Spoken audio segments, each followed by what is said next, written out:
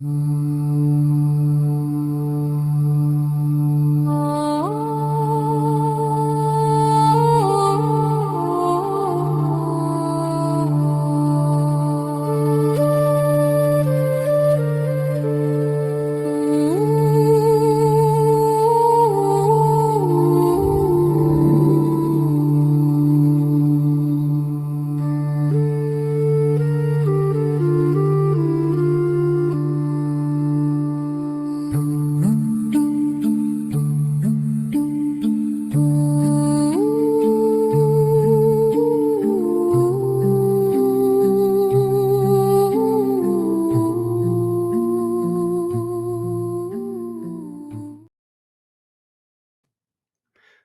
everyone. TLM Ryan here, bringing you an important update on our statistics regarding the decline in the Catholic Church.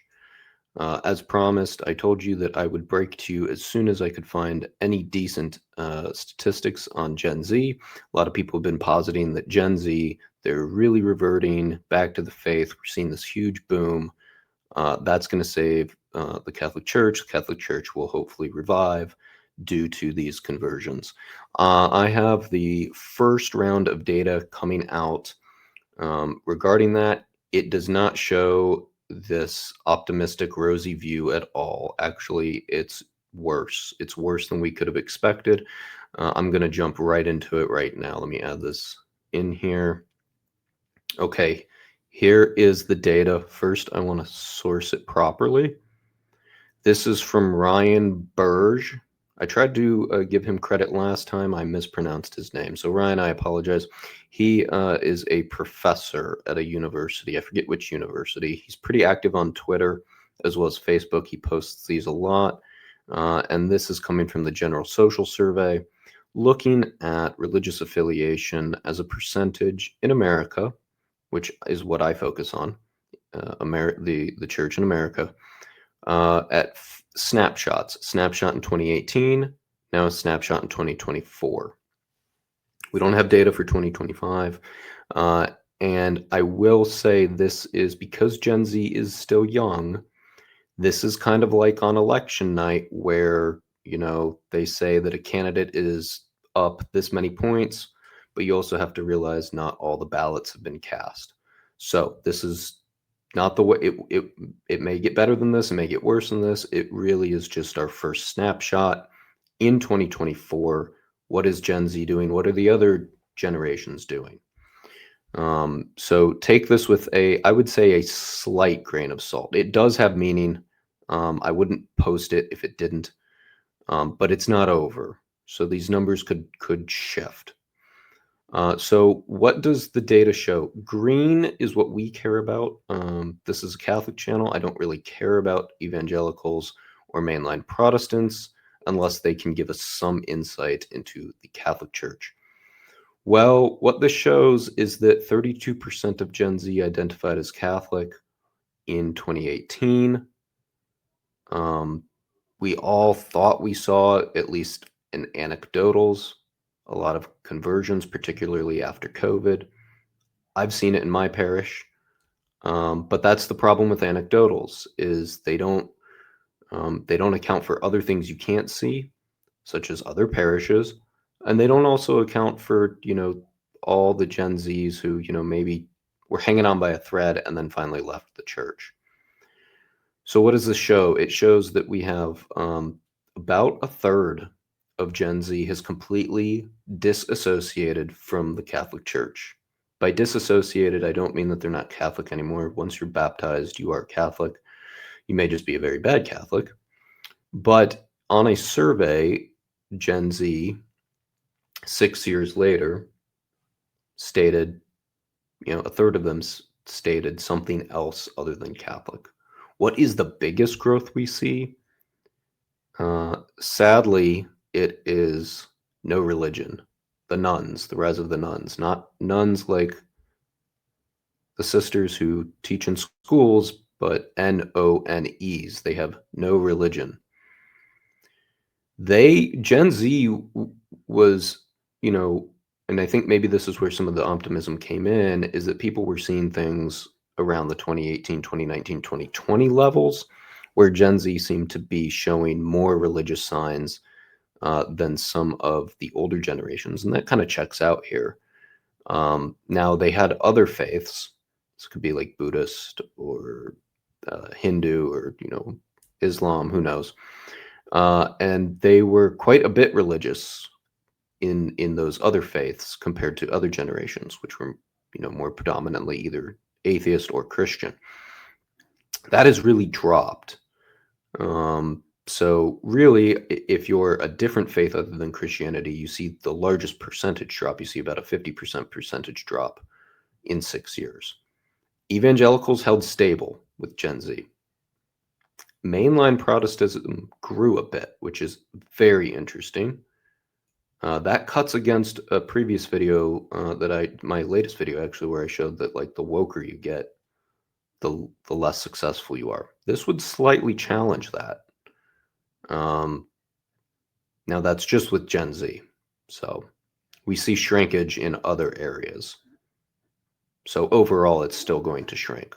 Perhaps Gen Z will keep them on life support a little bit longer.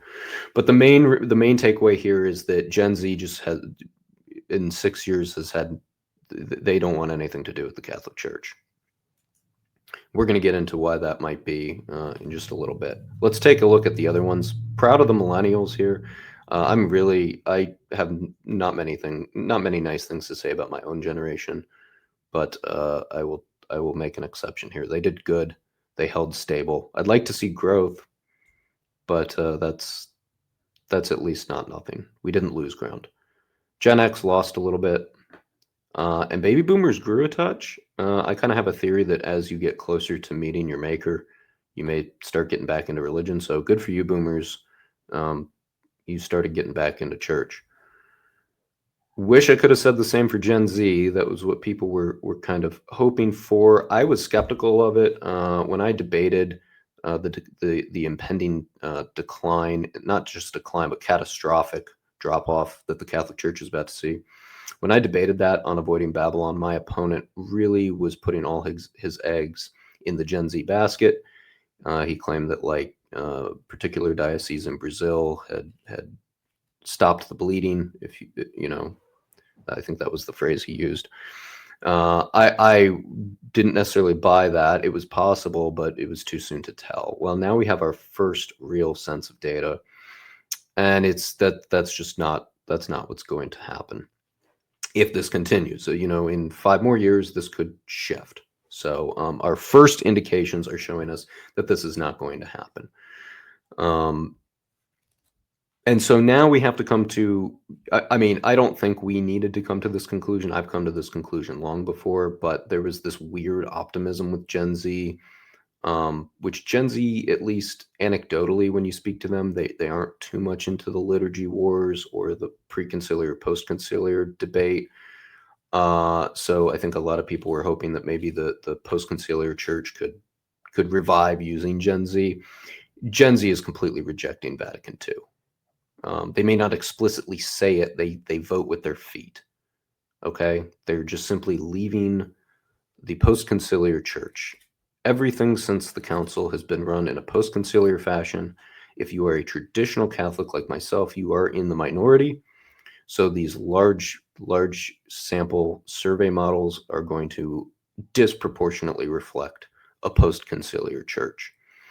And now what we have to come to grips with, I've already come to grips with this. I think it's been obvious since the council was promulgated, is that the council is losing every generation who experiences it. Every generation rejects it.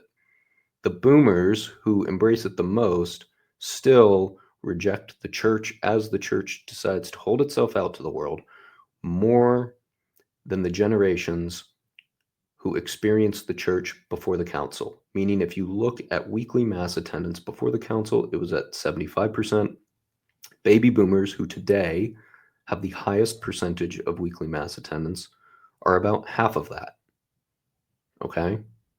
So about half of them voted with their feet and decided to reject Vatican II. They may not say, "Oh, I reject the council," That's what we always get into arguments about that. Oh, do you reject the council? Do you not reject the council? I don't care what people say. I care about what people do, quite honestly. And it's clear that the baby boomers, half of them rejected the council.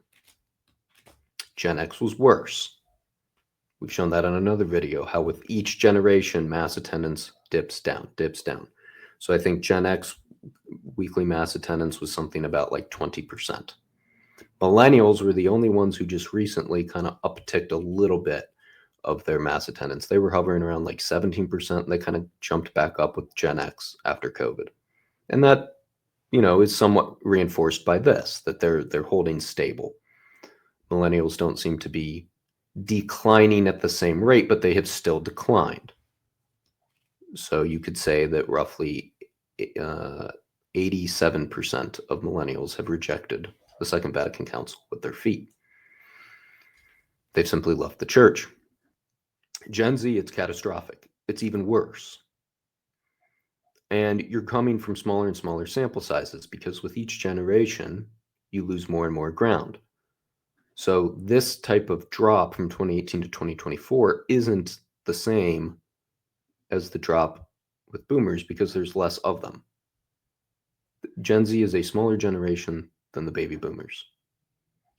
And that's why it's going to lead to parish closures, which is what I've been warning about, massive parish closures. 27% of baby boomers is statistically, like numerically, more individuals, and they have way more money than Gen Z. Way more money. They have 50% of the entire wealth.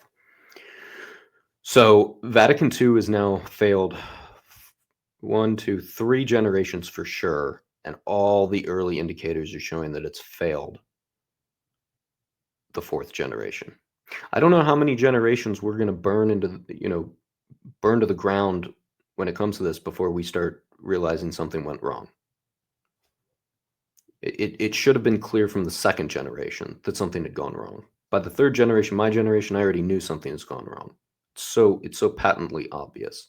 So now you have a 4th generation saying in even more drastic terms, we want nothing to do with the Catholic Church as it is practiced today. I think Gen Z really is attracted to the Catholic Church as it used to be practiced in the pre-conciliar era. We see that a lot. Gen Z is, and why? So let's get into a little bit of, I will pontificate as to why I think Gen Z is leaving the church. And really, if you look at what's going on with Gen Z, particularly the men, in the political sphere, the secular sphere, the non-Catholic sphere, they're very conservative. They are so sick of this over-feminized, weak, wishy-washy, watered-down society that we live in. That sounds a lot like the post-conciliar church, though. So that's what, of course, they're going to reject Vatican II and the reforms of Vatican II, because Vatican II is almost the precursor to the entire society that they are utterly repulsed by. That's why they're going over to people like Nick Fuentes. Nick Fuentes is, by modern standards, pretty hardcore. But from a pre-conciliar standpoint, he's kind of average. But what is the church doing? Is the church, going after the young people by remaining firm, by not changing everything, by remaining at least quasi-masculine, by being stable, by being rooted in tradition? No, it's more of the same. In fact, that was the stated goal of Vatican II. There were 2 stated goals of Vatican II. One was to accompany the world, meaning stop condemning the world so much. Maybe we could learn some things from the world. And the other was for a new springtime. Well, it certainly achieved the first goal. The church looks way more like the world after the council than it did before the council. But the problem with that is it offered nothing unique. And so Gen Z, that utterly rejects the world, will utterly reject the Vatican II reforms, the post-conciliar church as it practices. That's so obvious. I have not met a single Gen Z male who is attracted to beige Catholicism. as Bishop Robert Barron puts it. But the church just cannot get off of it. I think the church will burn these buildings to the ground before they decouple from whatever insidious spirit accompanied Vatican II when the world decided to accompany Vatican II. You can go on and on about the different theories, and I'm not going to do that on this video, but at the end of the day, it's not going to matter. We can sit in our white towers and on our podcast in front of our microphones right here and argue about, well, was it the council as it was written? Is it the council as it was implemented?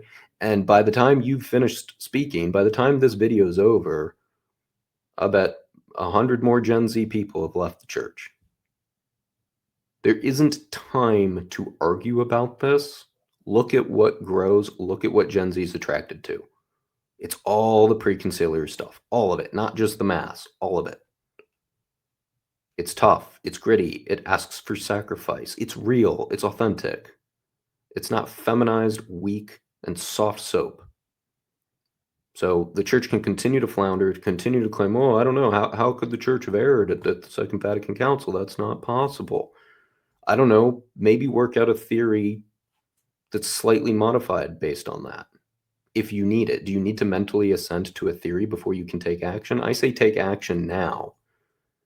And in 200 years after we've solved this mess, call another council and we can figure out what happened at Vatican II. Stop trying to figure out what happened at Vatican II and start just moving on the ground. All the Gen Z, they just want the Latin Mass. They want the faith that it used to be. They want tradition. Give them tradition, because this right here is showing you they want nothing to do with your Second Vatican Council. And it doesn't matter if they'll verbalize it or they won't. They will leave with their feet. And that speaks volumes. That speaks a lot more than whether or not you pester them online and ask them, well, don't you, you have to submit and you have to accept this council and everything that's written in it. And they done.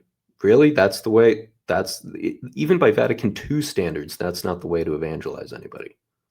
That's not the way to go about a proper ecumenical dialogue. It's immensely hypocritical. Well, those are the stats.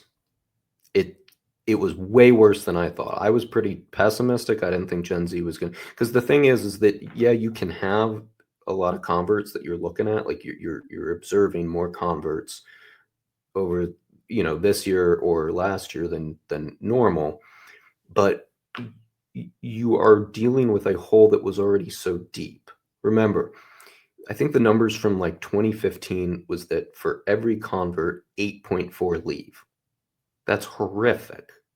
So if you get twice as many converts who come into the church as you did back then, you're like, oh, our converts have doubled. You're still losing 4 for every convert then. So we would need to quintuple our converts to even break even. And that's the point of my channel, and that's why I've been trying to make videos about this, even though they're a little depressing and black-pilled, is that people just do not realize how terrible the situation is. So they get excited because they see, OCIA, we have twice as many people this year. It's like, that's not good enough. You need to see, if you had 5 people last year, you need to see 50 people for us to grow via convert. That's how terrible the retention rates are in the church. That's how quickly they're leaving. So what you're seeing here, you're seeing the other side of the coin. Sure, you have a couple more converts in your class, more than last year, but it's not like somebody shows up to OCIA to say, hey, I'm leaving. No, they show up. So that's an invisible number until you get something like this. So this was the other shoe to drop. I don't know what to say about it. There's not much we can do. As the lay people, for myself as a traditionalist, I just continue to raise my children as traditional Pre-Conciliar Catholics. And that's good enough for the laity. It's not, what is it, that commercial where Teddy Bridgewater says, you're not a mechanic. It's not your job to fix them. It's not the laity's job to fix the church. We don't even have the authority to do that. we can just hold the line, kind of like the millennials here. We can hold the line until the church decides to wake up. So really what we need is the leaders who seem to be asleep at the helm to start waking up. So to that point, if you like this video, if you find it illuminating, please like and subscribe, but also share if you have contacts in the clergy or anybody that speaks to a potential strategy on how to revive the church. Please share this. That would certainly help. Also comment, because this is just my opinion. I've really enjoyed interacting with a lot of you in the comment sections. I've gotten actually a lot of really good anecdotal stories, but also some theories as to, what's driving this, what could be done as well. I think as the laity, maybe our job is to just offer certain theories for the leadership to take back with them, because whatever theories they're internally discussing and the results that they're producing haven't been working. So who knows? Maybe the return of the church will happen in comment sections. But if it doesn't, I at least certainly enjoy hearing from you guys. So that's it for now. I'll let you guys go until my next broadcast. Godspeed.